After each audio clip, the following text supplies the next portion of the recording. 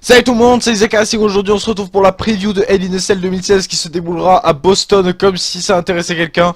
Alors le show, il sera diffusé plus tôt, donc la diffusion du kick-off ce sera à partir de minuit, puisque il y a le changement d'heure, donc voilà. Voilà.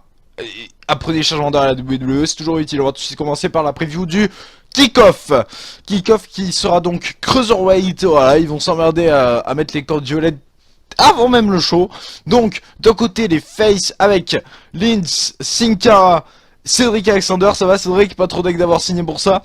Tony Nese en face avec Drew Gulak et Daivari, rien à voir avec Daivari, le manager de Muhammad Hassan, hein, effectivement, et par contre complètement à voir avec Daivari de la NOW, meilleure fédération au monde. Alors ce match il nous permet bien de souligner que la WWE, ils ont entre NXT et le main roster, ils ont signé absolument tous les Cruiserweight sauf Tristan Archer, voilà c'est cool. Donc mon pronostic il est très simple, il va aller du côté des heels. Je pensais les face, ouais, parce que ça paraît logique dans un kick-off. Mais c'est vrai que je vois bien Tony Nese être le prochain challenger, donc le faire gagner ça paraît complètement logique, comme aurait dit l'autre. On va passer à un autre match qui sert à rien. Dream match à nouveau. Dana Brooke contre Bayley. Waouh! Yes, ils mettaient ça en pré-show, ça dérangeait personne, je pense. Alors, Dana Brooke contre Bayley. Bon, les deux, bon, je vous avoue que je m'en tape assez, hein. Je suis peut-être le seul au monde, mais je préfère Dana Brooke, c'est pour vous dire si j'aime pas Bayley.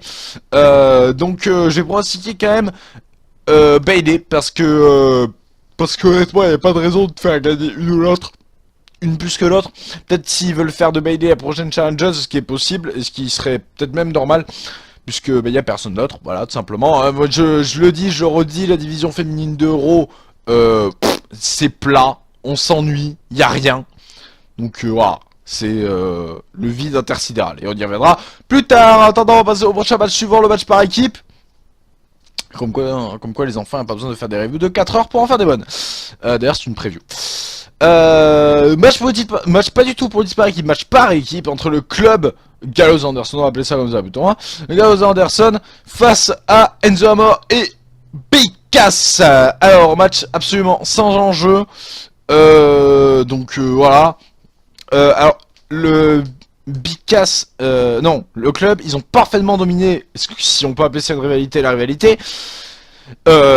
Du coup, je vais dire que Enzo Amore et Big Cassoulet vont enfin être mis en avant en remportant ce match, et le club Vogotier est descendu avec leur Comedy Racing en carton. Voilà. Et en parlant de Comedy Racing, on va rester sur les tag teams, hein, puisque nos changements par équipe, c'est les boss du Comedy Racing, hein. Ils sont pas drôles, ils sont infantiles, et il y a quand même des gens qui nous disent qu'à WWE il n'y a pas d'humour et qui sont fans du New Day. Et ben putain, ça me sort par les trous de pied. Alors, le New Day contre Cesaro et Sheamus. Alors Cesaro et Sheamus, ça rappelle complètement Matt Hardy MVP, hein. Donc moi je les vois gagner, voilà. Alors vous aurez remarqué que chaque show, je prends aussi une défaite du New Day. Pourquoi? Parce que ça fait 400 jours là que les autres sont champions. Je les supporte pas. Et c'est pas que je supporte plus, c'est que je supporte pas, dans un ordre général. Et ils sont toujours champions. Et c'est quand même les seuls mecs qui sont face et qui gagnent en trichant, et ça ne dérange personne. Mais alors, personne. Les gens ils sont contents de voir le New Day gagner et leurs conneries là. Les mecs ils twerk là, les Rihanna du catch, ils arrivent, ils font un match pas très bon, des fois ils remettent même pas le titre en jeu, parce que là je peux vous dire que s'ils conservent. Alors mais c'est sûr que sur les séries ils mettent pas le titre en jeu, les cons. Et au Rumble non plus. Alors on fait comment nous? À un moment, plein le cul, je vous dis. Donc, mon pronostic il ira tout simplement vers Cesaro et Sheamus, et j'espère enfin on sera débarrassé de New Day, et que là on aura une vraie équipe championne, parce que vraiment Cesaro et Sheamus c'est deux gars qui ont du talent, contrairement aux gars d'en face, qui eux ont peut-être du talent mais ont pas de charisme. Voilà, donc ça c'est dit, ça fait plaisir de voir Cesaro et Sheamus aussi, avec un titre, qui aime surtout Cesaro le pauvre. Donc, voilà. Ça fait plaisir à Tyson Kidd, ça je le dis, mais j'en sais absolument rien, hein. Je suis pas sûr que ça lui fasse plaisir de voir qu'il a été remplacé par Angrou. Match suivant. Donc, Match pour le titre Cruiserweight. Donc là, on va ressortir les petites cordes violettes. Voilà. TJ Perkin contre Brian Kendrick. Alors, la revanche donc de Clash of Champions. La revanche. Donc le mec, il a perdu son match. Il met une claque à la fin. Il a le mérite d'une revanche. Très bien. Très bien, très bien.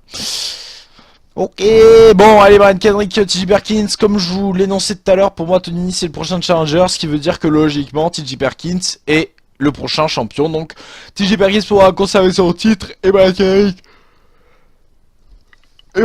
va perdre ce match. Donc, voilà, ça nous fera un nouveau champion pareil. Pas du tout, je dis complètement des conneries par contre avec mon histoire de nouveau champion. Ça nous fera toujours le même champion donc pour affronter Tony Nese qui nous donnera un dream match dans les mois, les semaines à venir. Donc voilà, et par contre je pense que ce match sera très très bon, sûrement un des matchs de la soirée contrairement au prochain et je vais développer mon argument. Ou pas d'ailleurs, Sasha Banks contre Charlotte, voilà, match Hell in a Cell, donc le premier Hell in a Cell match féminin, par contre le 30e match entre Sasha et Charlotte.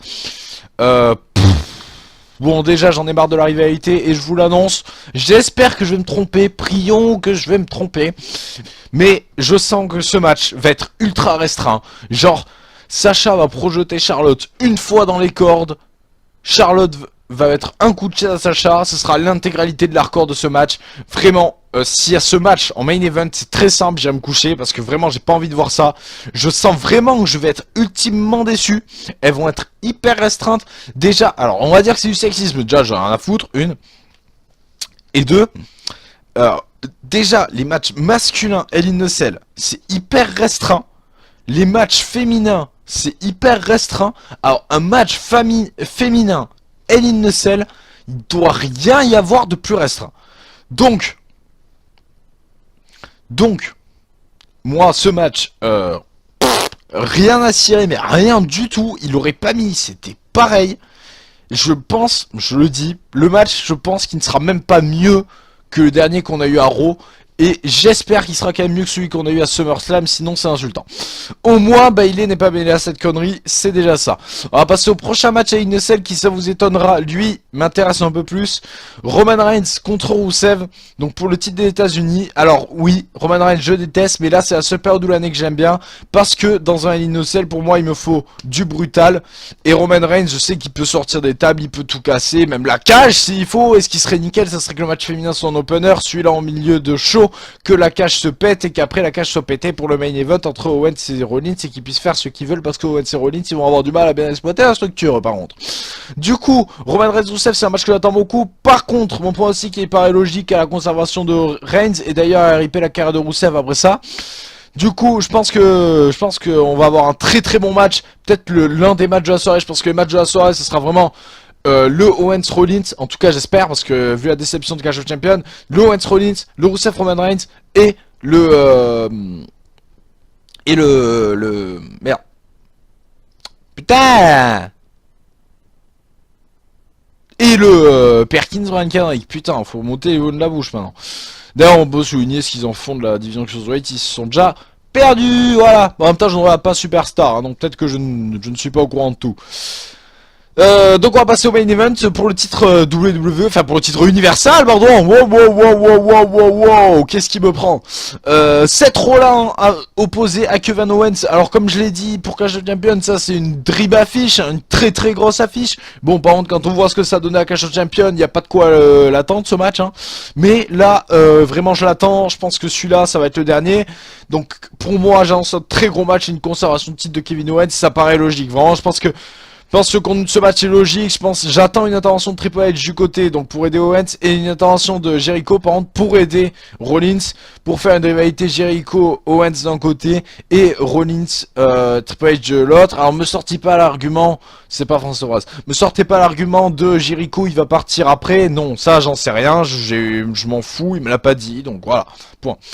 Voilà, donc j'ai fini ma preview, hein, voilà, comme quoi je vous le disais, y a pas besoin de faire 4 heures pour faire une bonne preview. Donc voilà, je vous invite à laisser votre avis en commentaire, partager la vidéo, ça ferait super plaisir. Et voilà, et je sais pas quoi vous demander de plus, donc je vous demande rien de plus. Et pour le... Et voilà, c'est tout. Et on se retrouvera pour la review qui sera Et lundi sûrement, ou même pendant la nuit, je n'en sais rien, donc je vous dis à bien tard, allez bisous.